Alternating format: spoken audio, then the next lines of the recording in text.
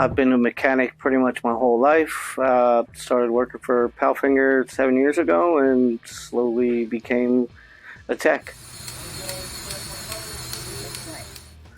Typical day is either servicing cranes or forklifts or big jobs, cylinder repair, cylinder removal, extension removal, taking apart a whole crane. It all depends on the job.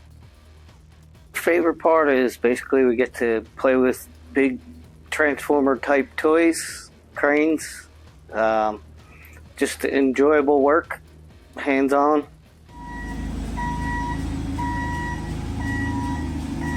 Every day's pretty proud moment. Satisfying customers, getting the job done. It's very rewarding work, so pretty proud of what I do every day.